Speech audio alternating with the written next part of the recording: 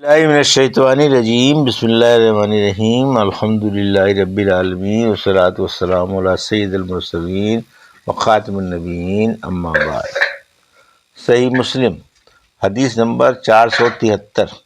اردو ترجمہ۔ یزید بن صہیب ابو عثمان فقیر سے روایت ہے، میرے دل میں خارجیوں کی ایک بات خوب گھپ گئی تھی، وہ یہ کہ کبیرہ گناہ کرنے والا ہمیشہ ہمیشہ جہنم میں رہے گا، اور جو جہنم میں جائے گا وہ پھر وہاں سے نہ نکلے گا۔ تو ہم نکلے ایک بڑی جماعت کے ساتھ اس ارادے سے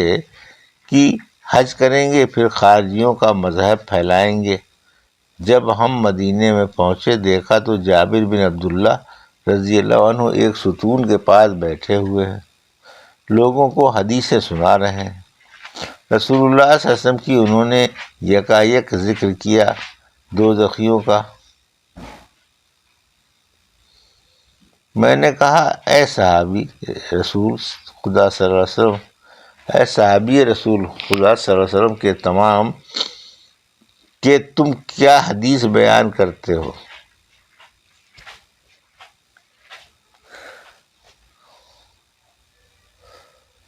اللہ تعالیٰ تو فرماتا ہے، اے رب ہمارے، تو جس کو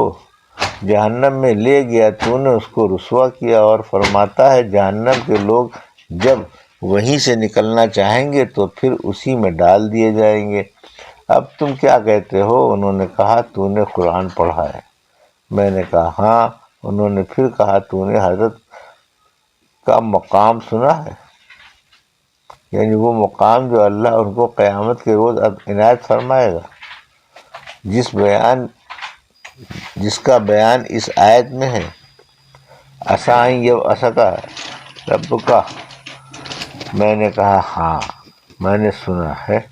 انہوں نے کہا، پھر وہی مقام محمود ہے جس کی وجہ سے اللہ تعالیٰ نکالے گا جہنم سے ان لوگوں کو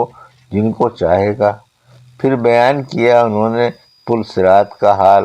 اور لوگوں کے گزرنے کا اس پل پر سے، اور مجھے ڈر ہے یاد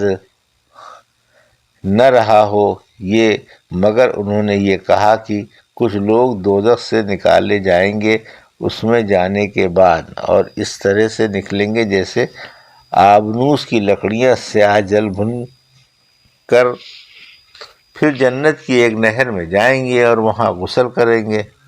اور کاغذ کی طرح سفید ہو کر نکلیں گے۔ یہ سن کر ہم لوٹے اور کہا، ہم نے خرابی ہو تمہاری، کیا یہ بوڑھا جھوٹ باندھتا ہے رسول اللہ صلی اللہ علیہ وسلم پر؟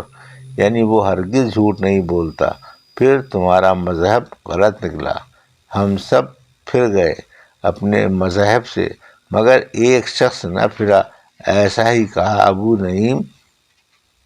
فضل بن دکین نے۔ حدیث نمبر 474 اردو ترجمہ۔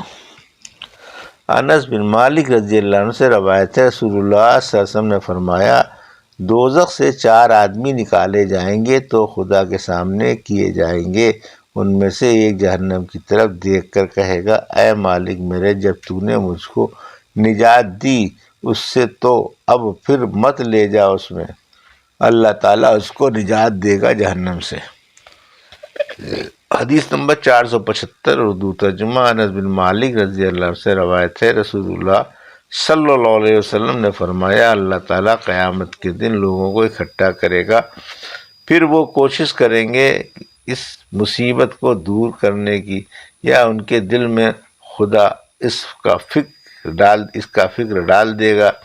وہ کہیں گے، اگر ہم کسی کی سفارش کروائیں اپنے مالک کے پاس یہاں سے آرام پانے کو تو بہتر ہے اور آئیں گے حضرت آدم علیہ السلام کے پاس اور کہیں گے، تم سب آدمیوں کے باپ ہو، اللہ تعالیٰ نے تم کو اپنے ہاتھ سے بنایا ہے اور اپنی پیدا کی ہوئی روح تم میں پھونکی اور فرشتوں کو حکم کیا تو انہوں نے تم کو سجدہ کیا، تو تم آج ہم لوگوں کی سفارش کرو اللہ تعالیٰ کے پاس، وہ آرام دے ہم کو اس جگہ کی تکلیف ہے۔ وہ کہیں گے، میں اس لائق نہیں۔ اور اپنے گناہ کو یاد کر کے اللہ تعالیٰ سے شرمائیں گے، لیکن تم جاؤ نوح کے پاس، وہ پہلے پیغمبر ہیں جن کو بھیجا اللہ تعالیٰ نے، وہ آئیں گے نوح کے پاس۔ تو نوح علیہ السلام کہیں گے میں اس لائق نہیں، اور اپنی خطا کو جو دنیا میں ان سے ہوئی تھی یاد کریں گے اور شرمائیں گے اپنے پروردگار سے، اور کہیں گے تم جاؤ ابراہیم علیہ السلام کے پاس جن کو اللہ تعالیٰ نے اپنا دوست بنایا تھا، وہ سب لوگ ابراہیم کے پاس آئیں گے، وہ کہیں گے میں اس لائق نہیں، اور اپنی خطا کو جو ان سے ہوئی تھی یاد کر کے خدا سے شرمائیں گے، لیکن تم جاؤ موسیٰ کے پاس جن سے اللہ تعالیٰ نے بات کی اور ان کو توریت شریف عنایت کی، وہ سب موسیٰ کے پاس آئیں گے، وہ کہیں گے میں اس لائق نہیں، اور اپنی خطا کو جو ان سے ہوئی تھی یاد کر کے خدا سے شرمائیں گے، لیکن تم جاؤ عیسیٰ کے پاس جو اللہ کی روح ہے اور اس کے حکم سے پیدا ہوئے ہیں، وہ آئیں گے عیسیٰ اللہ کے پاس، وہ کہیں گے کہ میں اس لائق نہیں، لیکن تم جاؤ محمد صلی اللہ علیہ وسلم کے پاس، وہ ایسے بندے ہیں اللہ کے جن کے اگلے اور پچھلے سب گناہ بخش دیے گئے ہیں۔ رسول اللہ صلی اللہ علیہ وسلم نے فرمایا پھر وہ سب لوگ میرے پاس آئیں گے اور میں اپنے پروردگار سے اجازت چاہوں گا، یا رب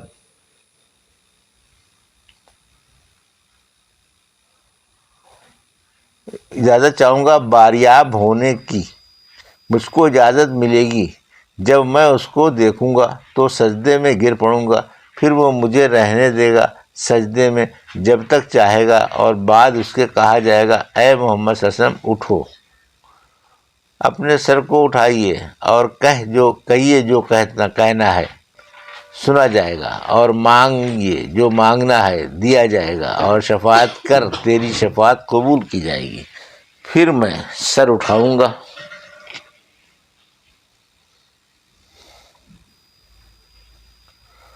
اور اپنے پروردگار کی تعریف کروں گا اس طرح سے جیسے وہ مجھ کو سکھائے گا، پھر سفارش کروں گا تو ایک حد میرے لیے مقرر کی جائے گی، میں اس حد کے موافق لوگوں کو دوزخ سے نکالوں گا اور جنت میں لے جاؤں گا، اور دوبارہ اپنے پروردگار کے پاس آ کر سجدے میں گروں گا،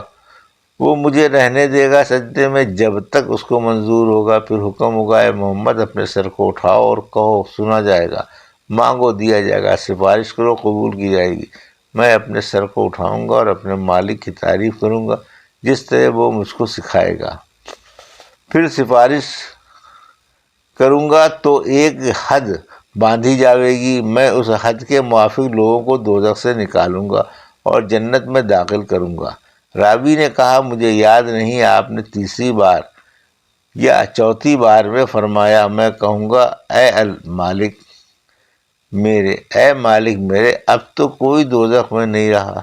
مگر وہ جو قرآن کے بموجب ہمیشہ دوزخ میں رہنے کے لائق ہیں۔ قتادہ رضی اللہ عنہ نے کہا یعنی جس کا ہمیشہ رہنا وہاں ضرور ہے۔ حدیث نمبر 476 اردو ترجمہ حضرت انس رضی اللہ عنہ سے دوسری روایت بھی ایسی ہی ہے، اس میں یہ ہے کہ میں اپنے پروردگار کے پاس چوتھی مرتبہ آؤں گا اور عرض کروں گا اے پروردگار اب تو دوزخ میں کوئی باقی نہیں رہا مگر جس کو قرآن نے روک رکھا، یعنی قرآن کے موجب وہ ہمیشہ دوزخ میں رہنے کا سزاوار ہے۔ حدیث نمبر 477 اردو ترجمہ انس بن مالک رضی اللہ سے روایت ہے، رسول اللہ صلی اللہ علیہ وسلم نے فرمایا اللہ تعالیٰ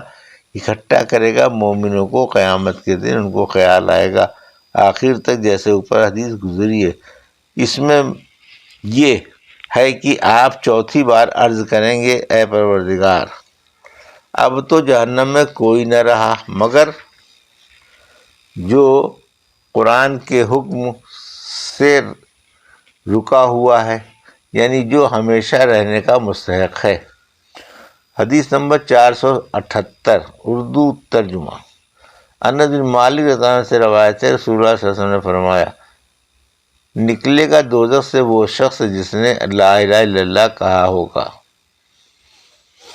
اور اس کے دل میں ایک جو برابر بھلائی ہوگی۔ پھر نکلے گا دوزخ سے وہ شخص جس نے لا الہ الا اللہ کہا ہوگا، اس کے دل میں ایک گیہوں کے برابر بھلائی ہوگی۔ پھر نکلے گا دوزخ سے وہ شخص جس نے لا الہ الا اللہ کہا ہوگا اور اس کے دل میں چیونٹی برابر بھلائی ہوگی۔ شعبہ نے اس حدیث میں